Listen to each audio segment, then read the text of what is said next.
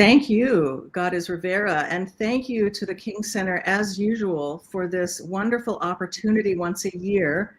I'd love to do it more often, but just to be able to check in and have these deep dive conversations about all of these ideas that we are confronting now. We do. The title of our panel is What the World Faces Now, a multifaceted crisis of inhumanity. And I really love the conversation that we just heard from Dr. King and Dr. West and country music artist Mickey Guyton, because, you know, when we think about inhumanity, we begin with humanity, right? And what is more profoundly close to us than our culture? In our culture, we listen to music every day. It's part of us. It's our soul. I'm a musician, and I think the next thing to God, below God, is music or poetry. It's this higher vibration that brings us into communicating with each other, and music is so crucial. So that conversation about the roots of country music and how that has been such a troubled history for Black people in this country, despite the roots of country music emanating from Black culture. We saw that in rock and roll. We continue to see this. So the humanity, the question of humanity, what is more basic than music? And so I'm so appreciative of that conversation of that confronts us still about how do we address the questions of inhumanity. So I would love to welcome our guests today. My name is Karin Ryan. I'm Senior Advisor for Human Rights at the Carter Center, and it's always our honor and pleasure at the Carter Center to be part of this annual summit. And today we have these multifaceted crises facing us in the world. Climate change was mentioned. We know the problems of violence in our cities, in our country, in the world, in the wars that we are dealing with.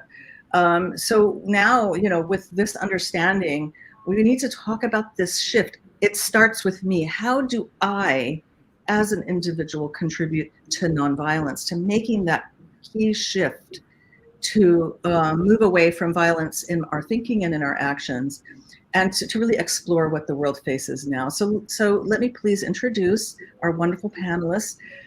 First, we have Reverend Dr. Jackie Lewis, pastor at Middle Church, who we're so happy to have again. And I think I mispronounced it. It's Jackie, right? Just Jackie. Jackie, okay. Badly. Jackie Lewis, thank you so much for being here. Rashad Robinson, President, Color of Change. Thank you so much for being here. And Kai Newkirk, an organizer and activist who is president of For All, which is a great title, For All human rights for all, right? So our opening question, I'll start with you, Reverend Lewis. This holiday, the theme, it starts with me, shifting the cultural climate through the study and practice of Kingian nonviolence. What are the main areas and key ways that you would want us to look at shifting the cultural climate? You know, anything you can bring from personal, cultural, societal areas that you think that we really need to consider at this time. Yeah, thank you so much, Dr. Ryan. Thank you, everyone. It's good to see you, colleagues. I want to start with this kind of little bit of, let's say, exposition of what's going on in the world, right? We are watching, I think, an extraordinary time of violence and hatred and pain. I grew up watching Dr. King and the Southern Freedom Movement, and the feeling I have is then it was batons striking protesters, dogs snapping at children, water hoses turned on. Those images were traumatic, including the assassination of our beloved brother. That violence is a part of what it is to be in our nation. We were built on violence. We were built on white supremacy, militarism, and violence. And what we're seeing now is a kind of catastrophic extroversion of that violence in the political square, in social media, in music, in our culture. And I think I would have to say that the violence is inside of us. that there is a way in which what we're seeing extroverted is the feeling of left behind, the feeling of being replaced, the feeling of these are not the good old days anymore, that were not the good old days for me and my people. And there is a death throw kind of fighting to reclaim power and prestige and to keep caste in place.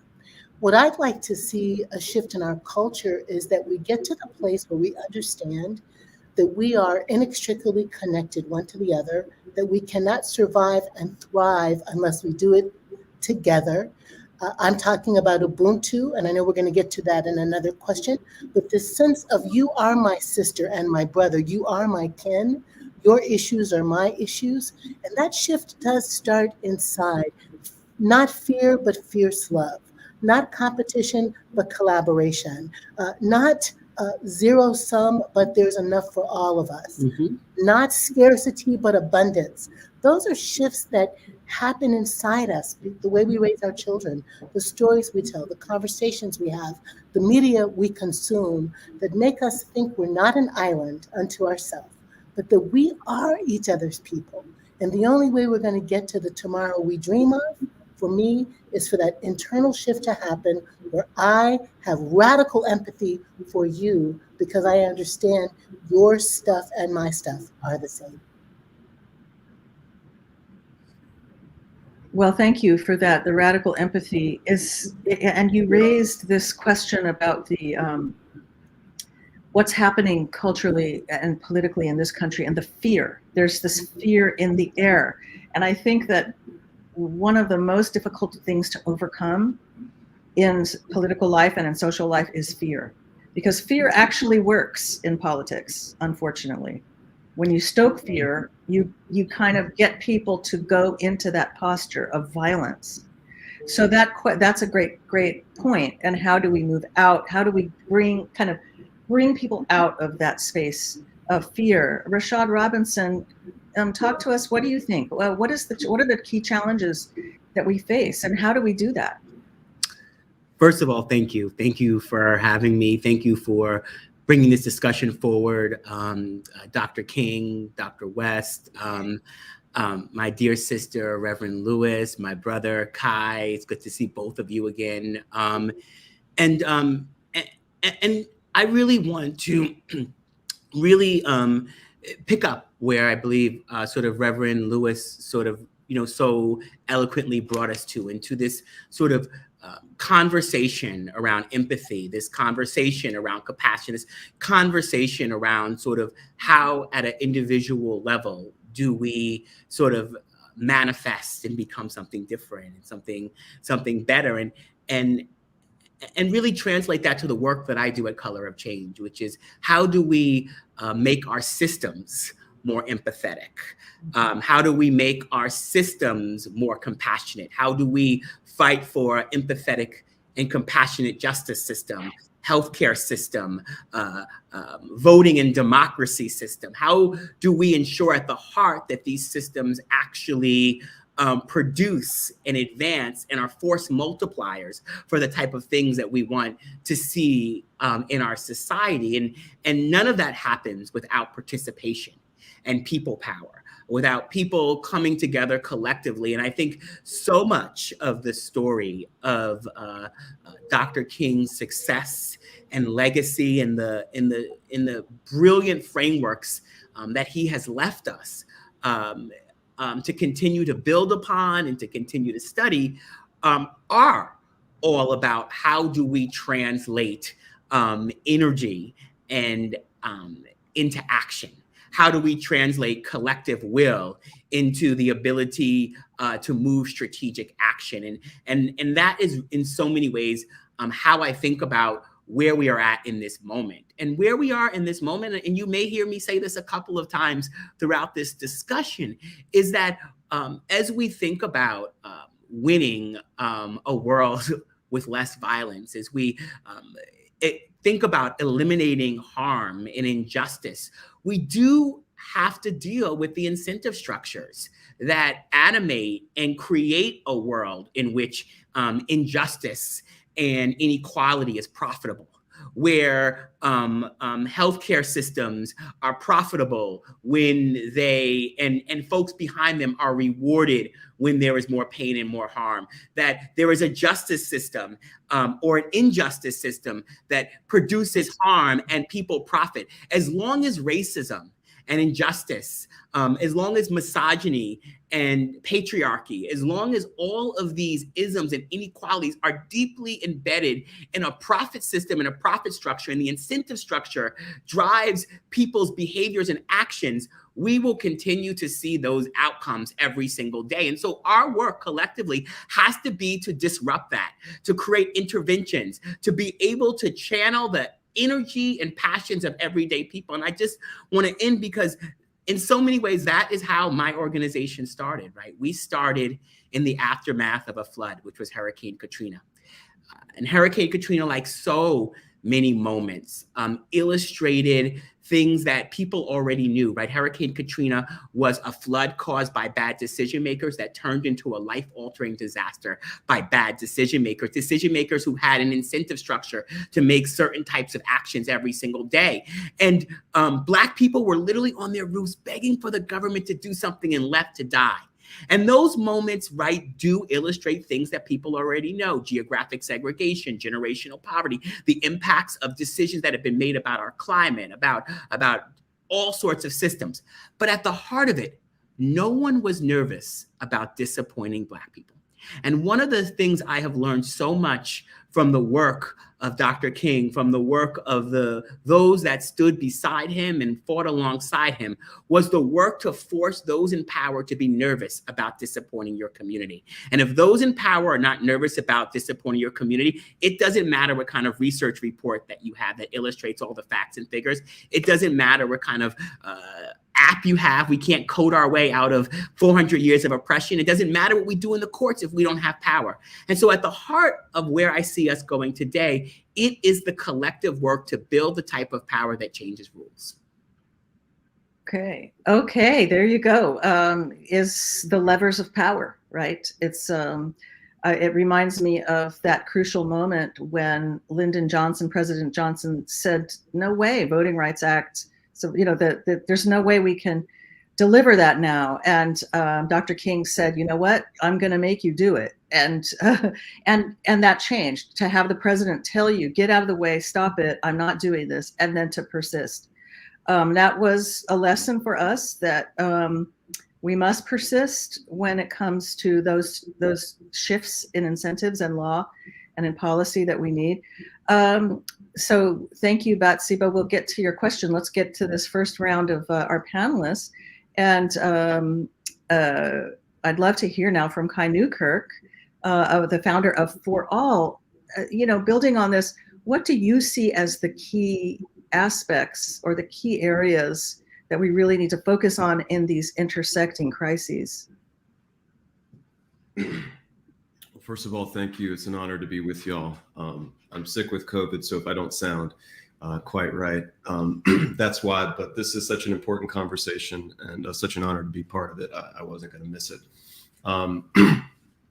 I think there are so many dimensions to the kind of mega crisis that our species faces right now that we could spend a lot of time just naming them. I think a few of the overarching ones are at this global level, the crisis of the climate, catastrophe of climate breakdown, which speaks to the interconnection that we're getting at in King's teaching in such a profound way. In our country and around the world, a crisis of democracy, of defending against fascist and authoritarian movements, systemic racism, and so much more, and an economic system that in some ways today may be more grotesquely unequal and unjust than it was in the era of Dr. King's leadership, which is a sobering thing to consider. And also, I think, when you talked about the triple evils of poverty, materialism, racism, and militarism, we're seeing now, as Dr. Lewis was alluding to, this violence on an external scale in our world in terms of militarism that it may not be as bad as it has been at some times in our history, but is expressing itself right now in a way that I think is undermining deeply the faith of so many people around the world in this vision of human rights, of a democratic society where truly all people are created equal and have equal rights. And I think if Dr. King was here today, he would be speaking out forcefully against the catastrophe that's unfolding in Gaza. And his concern for racism wasn't just what's happening in our own backyard, our own nation. It was really about how's that playing out globally, which led him to speak out at great political and personal cost against the Vietnam War. And I have no doubt that he would be doing so forcefully to call for a ceasefire in Gaza, because I think that it's obvious to so many of us that there's a sense of the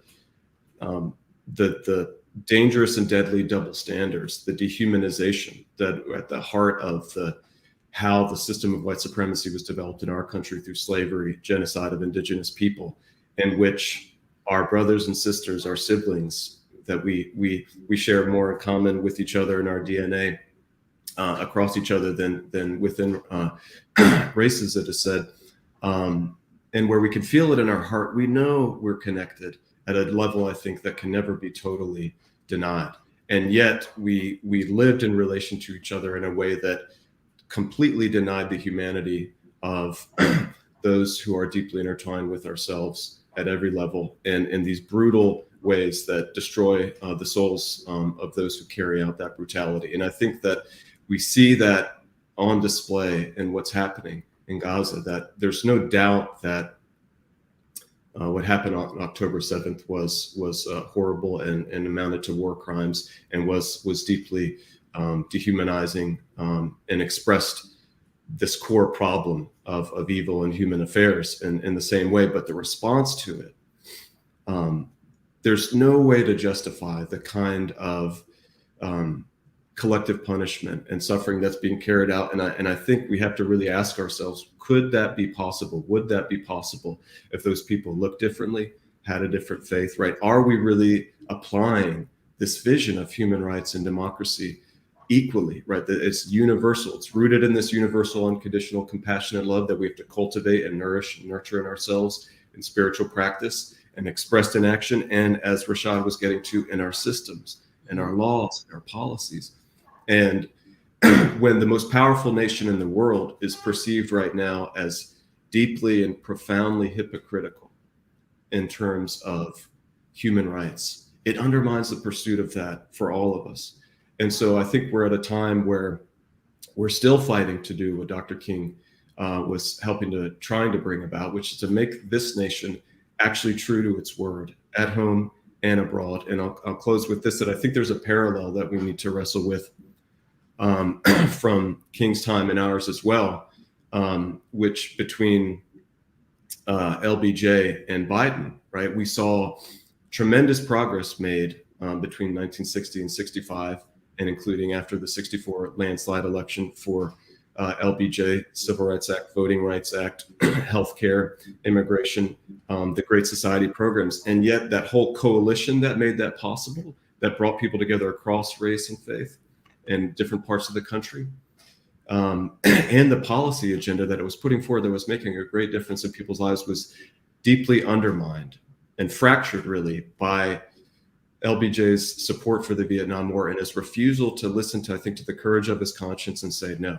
And I think we're seeing that happening with Biden, where the progress that we've made on many different issues and the coalition that we brought together is being deeply undermined by a sense that we're not being true to the values and vision that align, that drive that, in a way that just feels agonizing and overwhelming for people. And we need to resolve that contradiction. And so I'll just say that we've got to put the love into action, into units of political and economic power, use nonviolent direct action and the ballot and all these tools to continue to push this forward. And I think to address this very acute crisis that is putting all that we want to move forward with in our country at risk. Well, thank you, Kai Newkirk. That was an excellent way to tie all these ideas together, because yes, it starts with me, right? We have to get ourselves centered so that we can correct what's wrong.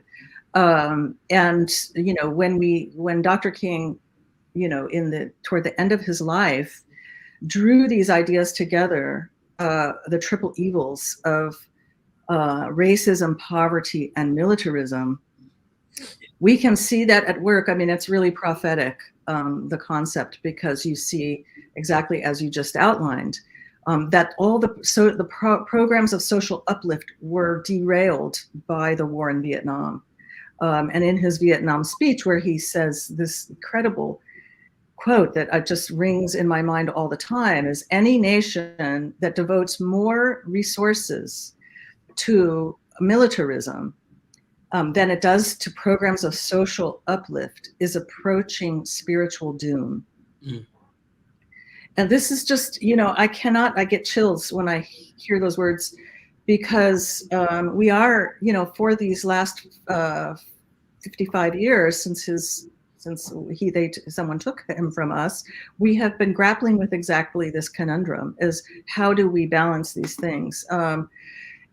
Just for President Carter, my mentor and boss all these years, I've been with the Carter Center for 30 some years, not to give away too much here, but also for him over the last 20, 25 years has been thinking about the normalization of violence. And we were on this kind of different trajectory in the 90s, post-Cold War. We could have done so much with that world, the post-Cold War world. Yet after 9/11, we have been on a course of action that is really very violence-centered, instead of these programs of social uplift at home and abroad. So it is a crisis, and it feeds the climate crisis, because we know that the U.S. military is the largest emitter of greenhouse gases.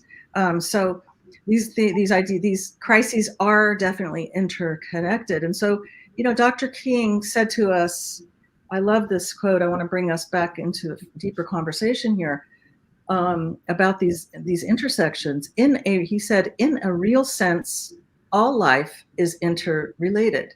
All people, he said all men, but we know that he meant all people, are caught in an inescapable network of mutuality, tied in a single garment of destiny. Whatever affects one directly affects all indirectly. I can never be what I ought to be until you are what you ought to be.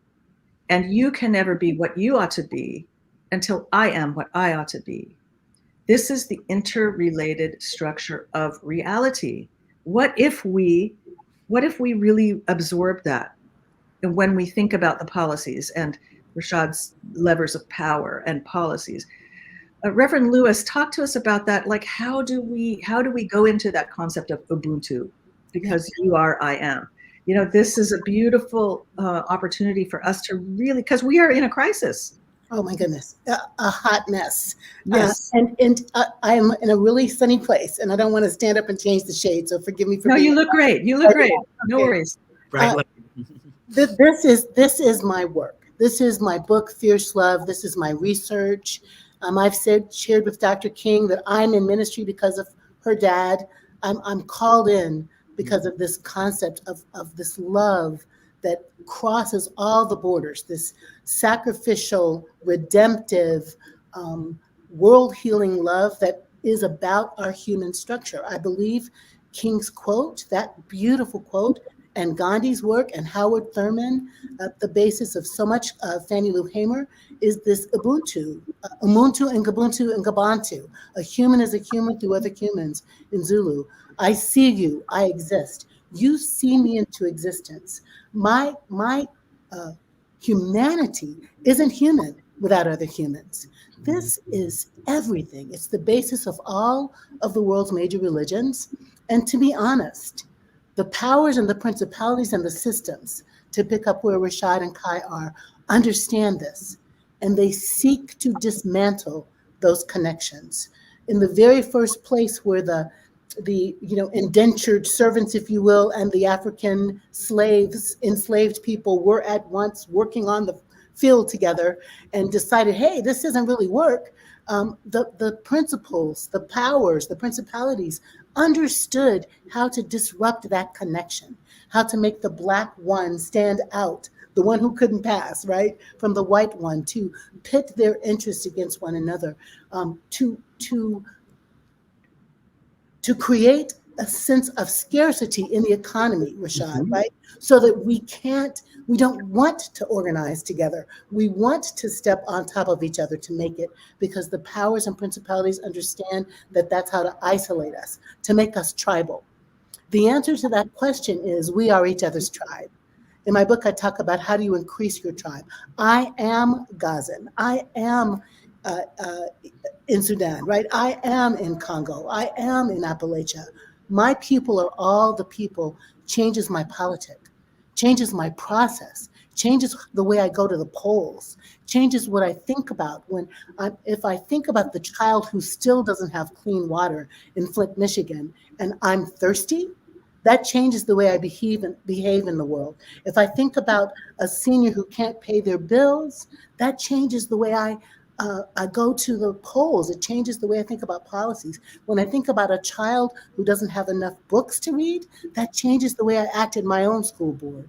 This connectivity, Dr. Ryan, this Ubuntu philosophy, I think was our first human religion as a person of faith. I'll say that when we stood up out of the caves and stopped slithering and walked, we understood how much we needed one another. And sadly, I'll say as a professional religious person, religion has been used to disrupt that sense of community.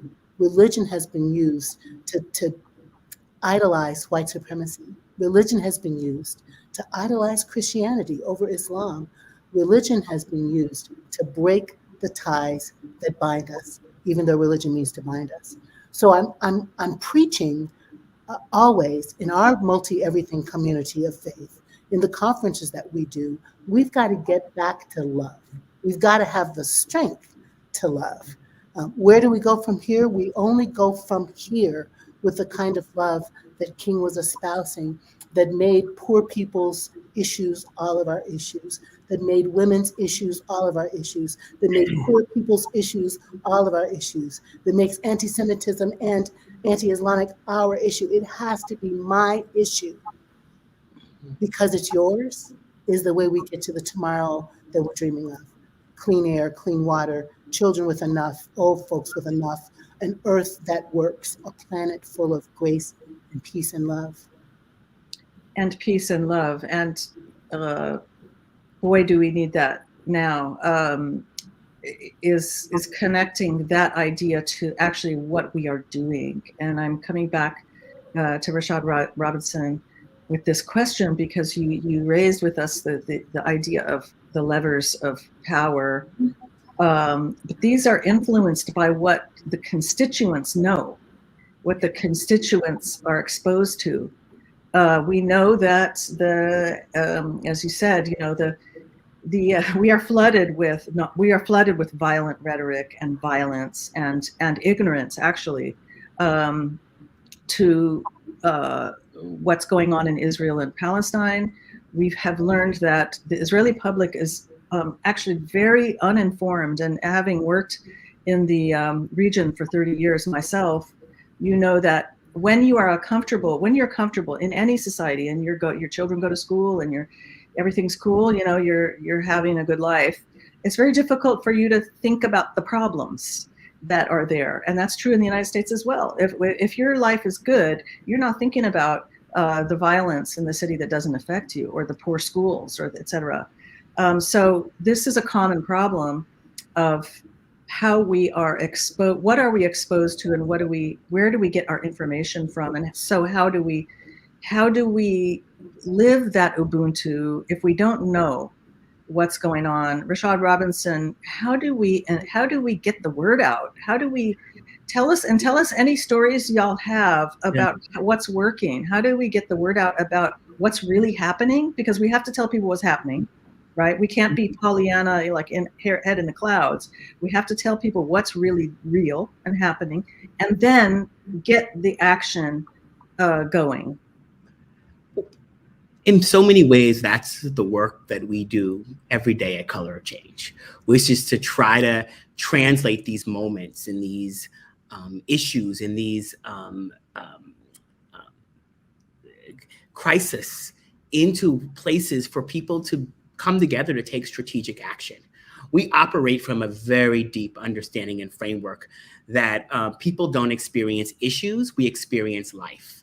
That the forces that hold us back are deeply interrelated, that a racist criminal justice system requires a racist media culture to keep it alive, to sustain it, to create the sort of incentive structures for it, that economic inequality goes hand in hand with political inequality, that they don't sort of exist separately, and that if we are going to do anything, right, we have to recognize that we have to constantly raise the floor on what's acceptable in society and push up the ceiling on what's possible. And we do that through people power advocacy and narrative change work. And so when I think about and I listen to not just the question, but the words of both of the other panelists, I really think about sort of the kind of sectors of power in our society. Whether they be the sort of cultural space of Hollywood, the information environment of big media and big tech. I think about the rules of government. I think about how they oftentimes are all interrelated. And going back to that sort of point I was making about the profit incentives, oftentimes at the heart, that animate and support and sustain the sort of decisions that are being made. You made the point that, how do we make sure that people know and understand? And I think that that is part of the work of creating more visibility and awareness. But we also have to recognize that presence doesn't equal power. And when we mistake presence for power, we can sometimes think we've done things that we haven't actually done. We can think that a Black president means that we're post-racial. We can think that America loving and celebrating Black celebrity and Black talent, a Black superstar stopping the internet when she announces a new album, that America can love, celebrate, and monetize Black culture and hate Black people at the same time. And those two things don't actually have to be in conflict. In fact, they actually can sustain because of the ways that incentive structures work. And so part of our work has to be not just trying to build presence, but building power. And power is the ability to change the rules. Sometimes they are the written rules of policy and the ways in which those policies are not only sort of promoted in advance, but how they are implemented and how they are enforced and how they are enforced equally in the infrastructure that actually allows for those policies to be real. And then they are the unwritten rules of culture and how we are sort of treated in place, in space, in society, and whether or not we are able to live in a society that can be on our side. And it also goes back to the story that we tell about inequality, right? Far too often we tell stories of inequality that are unfortunate, like a car accident, rather than unjust. And we tell stories about inequality that are unfortunate rather than just. We get people wanting to have charitable solutions to structural problems. And the teaching of Dr. King, to me, is obviously a radical teaching of love and charity, but a charity with a focus on justice, a focus on system change, a focus on changing the rules, which at the heart is not about simply philanthropy for philanthropic sake, but sort of diving into challenge and change the rules. And so one of the things I want to kind of offer up to the listeners is even how those of us who maybe even are the most thoughtful about the type of world that we want to live in, that we think about sometimes the language that we even use every day to kind of get to your question about how do we help people understand. It's not just having people have sort of a basic understanding, it's what do they actually understand about what's happening. And we sometimes use terms and words that set us up to the wrong sort of conclusion, right? We will call Black and brown communities vulnerable. Vulnerability is a personal trait. I may be vulnerable if I go on social media and see an ex that's too happy with their life. That's something I have to work on individually. But when we call Black communities, right, vulnerable, we force people to ask what is wrong with Black communities, not what is wrong with the systems and structures. Black communities are not vulnerable. We've been targeted, attacked, exploited, excluded. And so when we do that, it translates into our language. We may say Black people are less likely to get a loan from the bank instead of saying banks are less likely to give loans to Black people. And we may think that that is semantics, but it's actually not semantics. Black people are less likely to get a loan from the bank makes people say, what's wrong with Black people?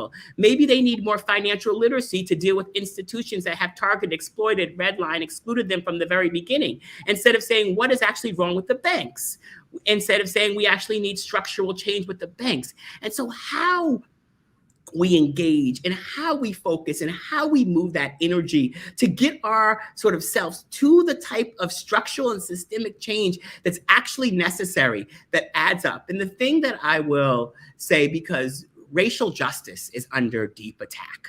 It is under attack in corporate America. It is under attack in our courtrooms. It is under attack in our government. It is under attack everywhere.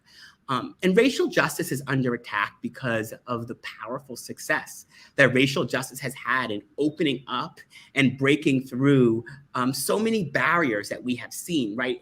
If you go back to 2020, when many people thought the best we could do in terms of activism was uplift investigative journalism or clap outside of our windows. It was actually racial justice that drove people into the streets, helped to get people registered to vote, help people sort of make commitments and demands. And racial justice became under attack because your opponents will always attack your best player in the fourth quarter.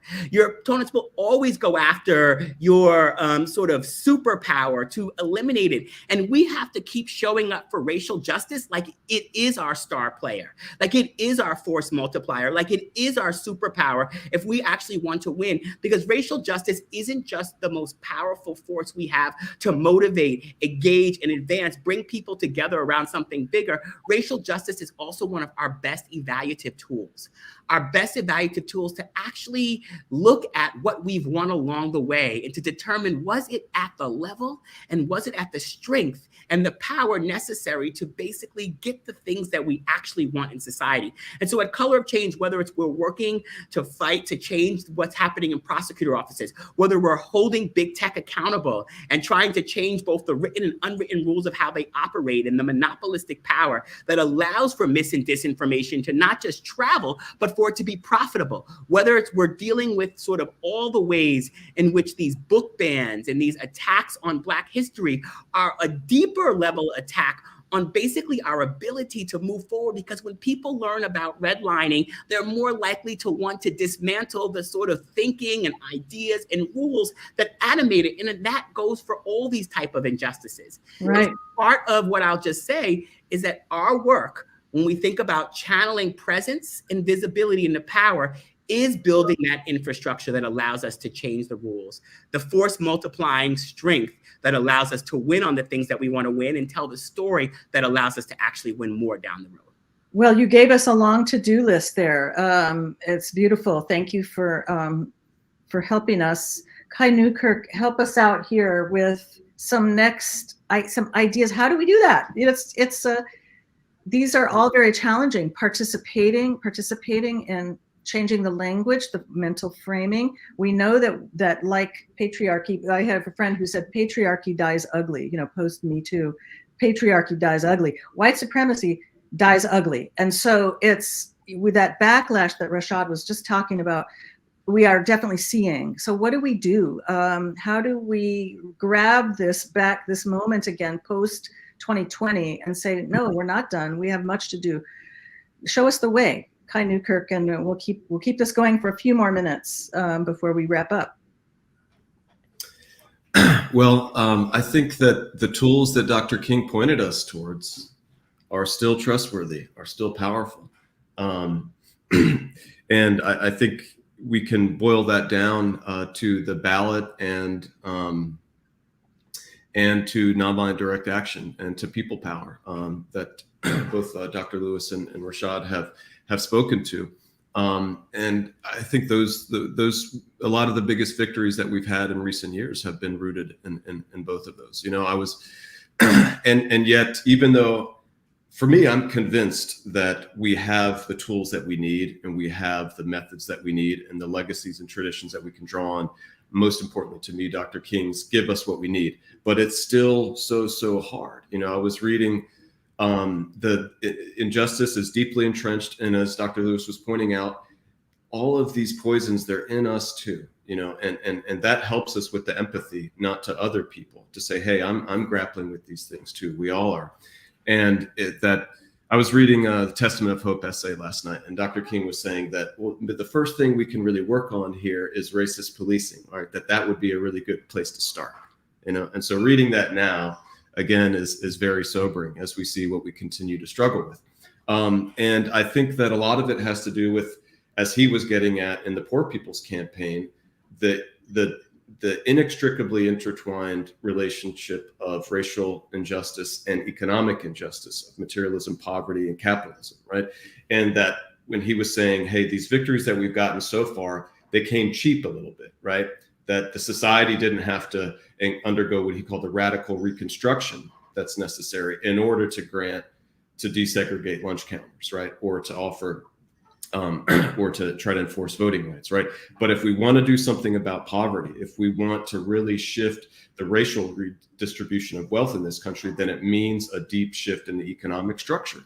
And that is going to the very, very heart of power, and challenging those who have the most to lose. And you know, after King's assassination, I would say that largely we went backwards and for a long time in our country. And we're just kind of coming into a period where we have a chance, I think, to push forward. But it's incredibly difficult.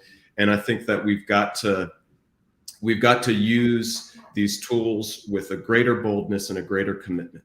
In terms of the commitment to use the ballot and use the vote, no matter what, how much we sacrifice, to use that strategically and engage our families, our friends, and our community in doing so. And this power of nonviolent direct action, the level of sacrifice and risk that people took in the golden era and transformative periods of the civil rights movement is profound. It's profound. And for us to really challenge ourselves, are we stepping up? Are we living that love that boldly? I would say most of us are not, and that's okay. It's really hard, but how do we challenge ourselves, right? And it begins, I think, with cultivating in our hearts. And for most of them, they were doing that in the church multiple days a week, you know, really cultivating, nurturing that deep love and that willingness to sacrifice, right? And wherever we can find that in our lives, if it's in the church, if it's in mindfulness, or in our different faiths, we have to do that. And then we've got to put it into action together. That's what grows it. That's what deepens it. Compassion needs to be expressed in action, or it's not truly itself. And then, in my experience in nonviolent direct action, it's liberating to take a sacrifice and overcome your fear for something you really believe in, right? And it builds on that.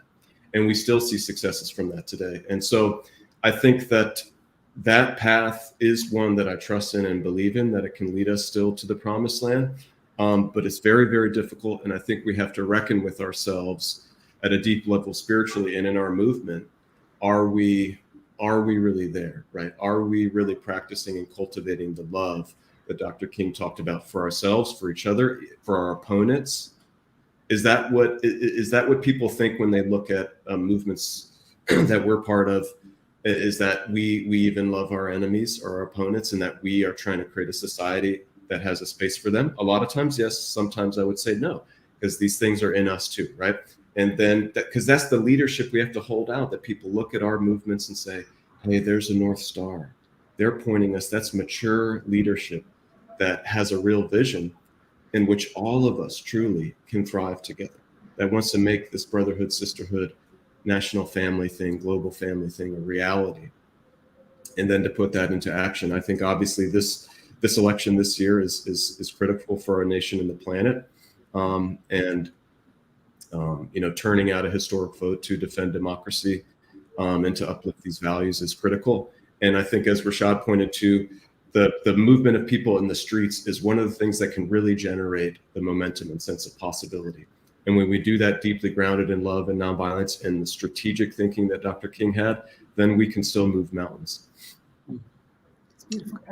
Well, that's right. And thank you, because that we need that, we're going to need that orientation as we go forward. We have,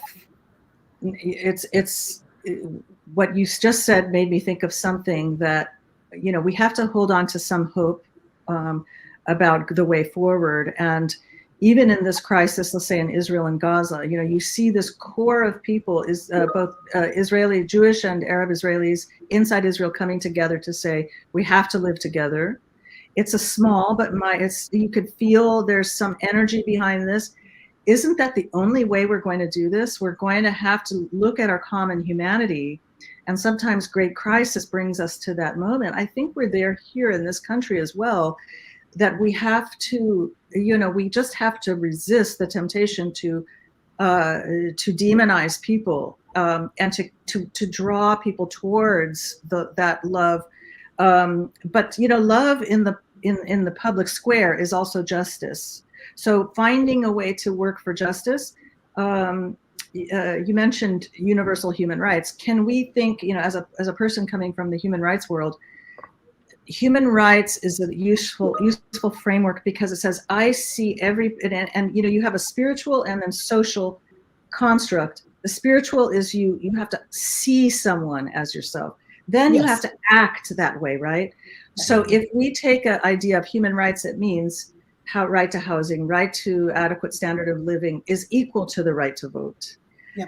That means when I'm making a policy, I think, is anyone left out of this housing policy? Are they living on the street? I have to shift myself because the policy has to match the spiritual. Dr. Lewis, talk to us about that and how, this is a crucial year for us as we bring these ideas together. What should we be thinking about now in making this possible?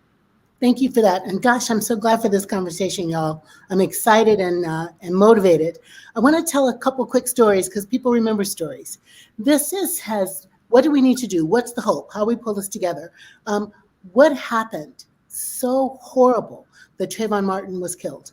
And Black Lives Matter moved. It moved.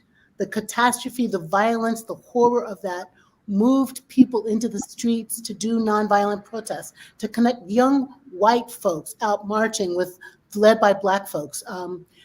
Sadly, horribly, George Floyd is murdered, and France, Paris, all over the globe, people are activated. They move into the streets. They move into social media. They move into coalitions. They harness their power, Rashad. They think of each other as colleagues and as family, and they move and do something about it.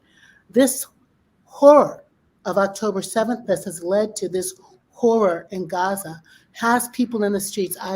I've been at the Manhattan Bridge shutting it down with Jews and Muslims and Christians and Buddhists and atheists. We've been marching with young people around both gun violence and climate. People know what to do, and they know how to do it. And I think in the Power of Stories place, we have to remind each other of the successes we've had in the human rights places. Look at what we did together. Look at how we organized. Look at how we raised our wages. Look at how we unionized. Look at how we put the conversation about climate on the table. Look at how many young people are standing up for against guns and for a gun-free society. We have not won these fights, but we're in these fights together. And I think if we keep connecting the dots in that really practical place, y'all who are listening, you can't do everything. But where's your heart cracked widest open? Where's your most ardent, passionate concern? Go there. You take it there. And Kai and Rashad and Karin and I will go over there. And together we can change the dynamic and the story because we each just throw down at the place where we know we can have an impact. That's one. Two, we can't change this world in segregated silos. So find a community that is diverse. Color of Change is diverse, right? Carter Center diverse, For All diverse, Middle Collegiate Church diverse. Get to a place where you can hear each other's stories and grow that radical empathy that we've all talked about and harness shared power, as we've all talked about. You can't do it by yourself. We can't do it in segregated silos. And three, don't let King Holiday be the only time we study this incredible man's legacy of work. Read Strength to Love. Read Where Do We Go From Here? No more speeches than I Have a Dream. Put yourself in the conversation with these incredible texts. Subscribe to the King Center, subscribe to Color of Change for All, subscribe to Middle Church. Be in relationship with texts and stories and wisdom that will keep our muscle for justice exercised. Well, thank you. That's great, because it does feel hopeless sometimes, and you just really inspired me about how to make these connections. And I hope everyone listening, gets some adrenaline from that. Rashad Robinson, we've got two more minutes left. So can you help wrap this up before I turn to Kai to bring us home? Yeah, I mean, I just want to associate myself with the comments, and I want to invite people in to action, right? All of everything that's been said here today means nothing without action. It's they're just ideas and they're floating around unless we sort of engage in the next steps to do something. And so whether it's inviting folks into the organizations, on this call, the other ones you'll hear from throughout the day, organizations that exist locally in your community, but join together with others. And that is one of the most powerful and the most strategic ways that we can be engaged in building and fighting and winning the world that we deserve and the world that we want the people that come behind us to live in. And so join us at colorofchange.org, join the other organizations. But my message of translating this moment of deep presence and visibility and awareness into the power to change the rules starts with each and every one of us willing and ready to do something. What a great way to start the year. Kai, take us home. Energize us with some ideas. How do people connect? Well, I think that we've heard a lot of good ideas, and I think that there are, what Dr. Lewis was saying about, find the place where your heart is cracked open widest, right? There's a lot of alienating and discouraging dynamics in our society, right? But when you move, motion leads to more motion, opening leads to more opening, connecting leads to more connecting. And as I was saying earlier, when we take big steps in terms of empowerment, right? When you vote for the first time, right? When you recruit somebody to do something for the first time, when you're arrested for justice for the first time, right? You have a sense of this unfolding potential, right? Your love is becoming more real. And so we got to take those steps. And I think also there are moments in society and kind of fault lines in the battles where, in my view, the kind of most is at stake for the overall system in society, right? In terms of where it's going. And that's not to say that there's like a hierarchy of what's most important, right? Or that we have to sort of all agree on that or something. You got to move where you feel it's most important for you right now, where you feel most motivated, where you can make the biggest difference. But I do think that we're in a kind of historical pivot point right now as to whether the United States, essentially, and a few other nations are going to continue to abide by an extreme contradiction of human rights and democracy, right? We're trying to get people to, hey, support Ukraine in defending against Russia, right? Let's be serious about the United Nations and human rights and so on. But why would the nations of the world believe that? Why would people of the world believe that when they see what's happening in Gaza? And that we aren't really responding to that in a way that shows the seriousness of it. So I think that there's something at stake for decades to come in terms of our capacity to really bring people together in this, and to try to move towards a world that is really grounded in systems, institutions, really grounded in this vision of love and of human rights. I think there's something critical at stake in this moment. And for this country, for our democracy, many people are being deeply discouraged from participating in our democracy because they feel like the leaders that, in this case, Biden, right, is betraying the basic values that they thought electing him would lead to in a profound way. And so I would encourage us, find the place where you can act with love to try to win a ceasefire in Gaza as soon as possible. I really believe that is a kind of pivot point for our nation and our world right now in terms of the work of trying to build a democratic society, a society that's really rooted in love and an expression of King's vision. Well, thank you for that. And just one to-do list here is I would recommend people open up the Universal Declaration of Human Rights and read it. This is something President Carter used to do at every meeting. He would hold up a little copy and say, please, when I read this, I get the same feeling as when I read my Bible. He said that because it's about this oneness we're talking about. And then go and read the Vietnam speech, the Riverside Church speech that Dr. King gave at the end of his life. To think about that moment that Kai just talked about that we're in. Thank you to all of our panelists, Reverend Dr. Jackie Lewis, Rashad Robinson, Kai Newkirk. Let's keep the conversation. I'm so grateful to you all. Thank you. Thank you. Bye-bye. Thank you, everyone. Thank you. Thank you.